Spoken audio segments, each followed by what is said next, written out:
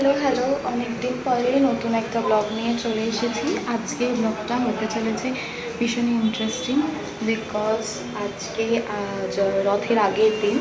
তো কালকে তো রথের পুজো হবে। তোমরা সবাই জানো আমার বাড়িতে জগন্নাথ রয়েছে। তো জগন্নাথ যখন রয়েছে রথে পুজো হবে না এরকম তো হতেই পারে না। তো তাই জন্য আমি আজকে ফ্ল্যাটে চলে এসেছি। এখন মা আর আমি যাচ্ছি বাজার করতে।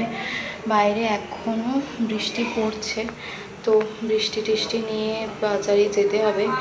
আমি প্রত্যেক পুজোর সময় আমি যেরকম বাজার করি তোমাদেরকে দেখাই, তো দেখি এবারও শেয়ার করতে কতটা পারবো, কারণ বৃষ্টি হচ্ছে।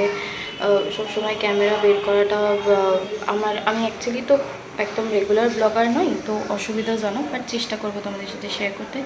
দিন জগন্নাথকে সাজাবো বাড়ি এসে, সেটাও দেখাবো। চলো, মাথায় নিয়ে চলে এসেছি।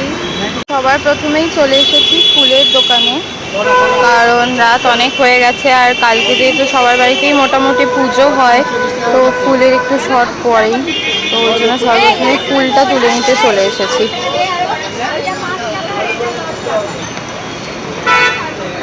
দেন চলে এসেছিলাম এই পেয়ারা আর জামরুলের দোকানটা। এখান থেকে কিছু ফল নিয়েছি আর কিছু ফল বাবা অলরেডি নিয়ে চলে এসেছে সকালে।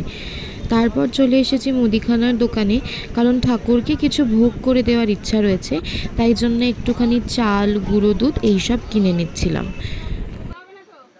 ঠাকুর মশাই ডেকে আমাদের বাড়িতে পুজো হয় না, মা আর আমি নিজের হাতেই পুজো করি আর নিজের হাতেই ঠাকুরকে ভোগ করে দেওয়ার ইচ্ছা রয়েছে। তাই জন্য একটু 5 রকমের ভাজা করব বলে কিছু সবজি নিয়ে নিচ্ছিলাম, আর কিছু সবজি অলরেডি বাবা এনে রেখেছে। সব চটপট সেরে আমরা চলে এসেছি বাড়িতে।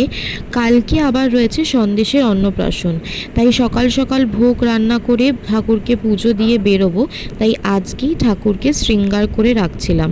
আর আমার মা নিজের হাতে ঠাকুরের জন্য এই জামাটা বানিয়েছে। আর এই বছর জগন্নাথ স্বয়ং আমার হাত দিয়ে এই মুকুটটা আর ঠাকুরের দুটো অস্ত্র শঙ্খ আর চক্র বানিয়ে নিয়েছে।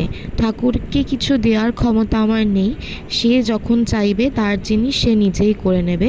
তো জগন্নাথ নিজের জন্য এই দুটো এবছর বানিয়েছে, আর এই জামাটার সাথে ঠাকুরকে এই জিনিসগুলো পরিয়ে সত্যিই খুব সুন্দর লাগছিল। এই রূপোর মুকুট আর অস্ত্রগুলো আমি গড়ানাটা থেকে কিনেছি। তোমরা যদি চাও আমি দোকানের নাম এবং ফোন নাম্বার জানিয়ে দেবো। তো সমস্ত শৃঙ্গার কমপ্লিট হওয়ার পর আমার জগন্নাথকে কেমন লাগছে তোমরা দেখে অবশ্যই জানিও। আর কালকে সকাল সকাল উঠে করব ভোগ আর তারপর বসবে পুজোতে, দেখতে হলে অবশ্যই চোখ রেখো।